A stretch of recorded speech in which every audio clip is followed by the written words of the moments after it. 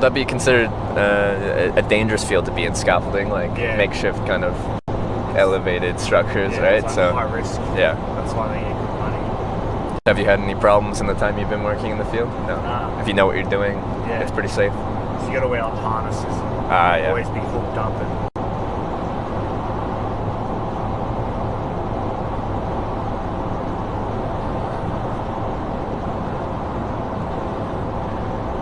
and then I guess you have no problem with heights then. No, I sort of used to, but now you're used to it. Yeah. It's pretty good. It's still scary, but yeah.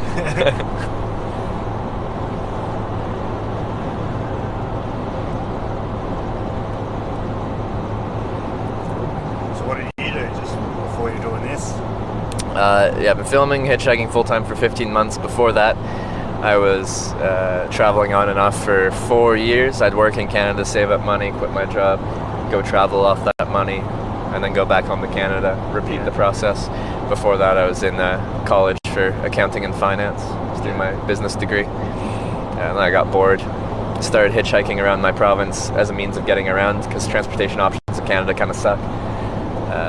And then I enjoyed it. I liked the different people I met along the way and the unknown nature. Every day I don't know who's going to pick me up and where I'm going to end up, which there's something about that just appeals to me and my personality. So I started doing it more, went across Canada and back, and then the next year went around the world, across Canada, across Europe, across Russia, across Japan, and then back. And I've just been doing trips ever since then. Then after 4 years, I want to show people what it's like, because no one really does it anymore. Shouldn't say no one, but it's a lot less common than it was. Way more hitchhikers years ago. Yeah. Which, in one way, I think it's easier than it's ever been, because from what I've heard, like getting out of a city where there'd be a lot of people that want to get out, is you'd have just groups of hitchhikers lined up down the road kind of thing. So you'd have like a group of 1, 2, 3 hitchhikers, then 10, 20 meters another group, and then 10, 20 meters another group, and they just line their way down the road. And people would pick and choose whoever they want to pick up, right? And if you don't present yourself well and stuff, or if you don't have a girl with you or something, then you could be waiting a long time. I talked to one guy that was hitchhiking across Australia back in the 70s, I think, and he was trying to get like south on the Stewart Highway towards Alice Springs, and he waited 3 days for a lift. And then 2 girls showed up and got picked up in 15 minutes. And then he gave up and got a flight instead. So, whereas now there's no other hitchhikers. So if someone has the type of personality where they'd be willing to pick up a hitchhiker, they probably haven't seen one in days or weeks. So it's a good chance they'll pick you up. Like my average wait time in the world in 32 countries is about 20 minutes. That's pretty good. Yeah, it's not too bad. And I kind of, once I hitchhiked once in British Columbia, I found out I could hitchhike faster than I could take the bus anyway on that specific route, because it stops at every town along the way. It does a bunch of stopovers and stuff. So I found out I could hitchhike it faster anyway. It was free. I met interesting people. I think it's an interesting way to get around. And if you do it in a country that you've never been before, quite often you're getting picked up by local people, and you kind of get a sense of the area a bit better than if you were driving your own car, or if you're taking a bus, plane, or train, or you're just getting there, right? With hitchhiking, for me, it's more about the destination's cool, but I like the experience of getting to my destination. The journey. Yes, it's really cliche. I didn't want to say it's not about the destination, it's about the journey. But that's I didn't want to go full cliche, but I kind of did.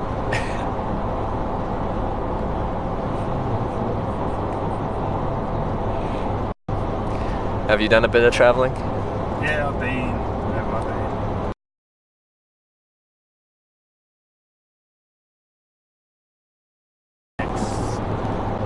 Then I went to Japan. Went to Tokyo and that.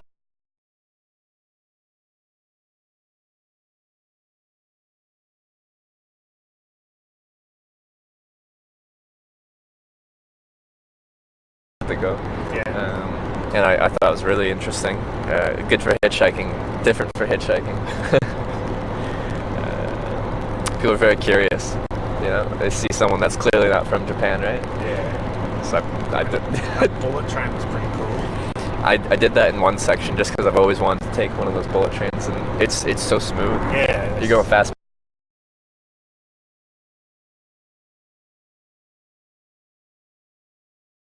Went there and then went to Rio for a stopover for a night, Oh yeah, and then Salvador for kind of a while. that's cool. That was it. Yeah, that'd be a cool that was experience. crazy. Yeah. Yeah, Chile on the way back.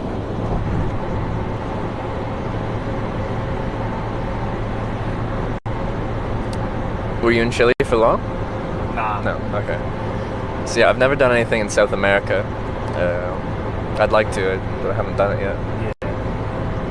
Yeah, it's like a different world there. Yeah.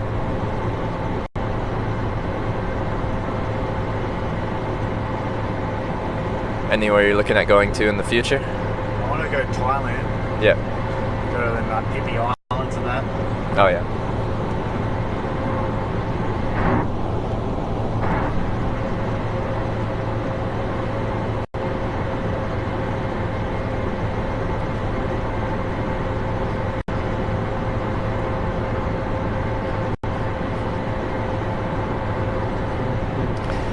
I've never been to Thailand, but I've heard great things, so it's definitely somewhere that I'm looking forward to going to in the future. Cheap as well. Yeah, well, most of Southeast Asia is Yeah. fairly cheap. I've heard Thailand's got a bit more expensive because it's become fairly popular with tourists and stuff like that, so that raises the prices a bit as it becomes more discovered and such. But still, compared to like being in Australia or a lot of like Western countries, Pretty dear, right? it is. It really is. So, I really do like it here, but it's expensive to travel.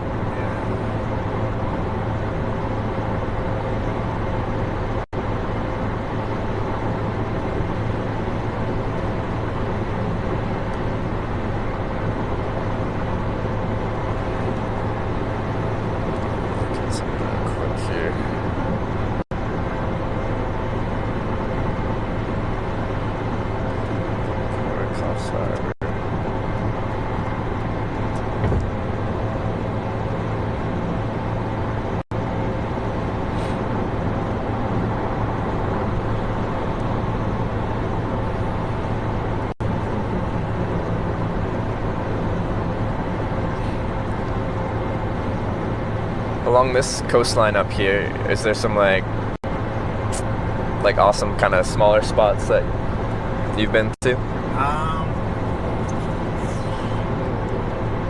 don't really know here.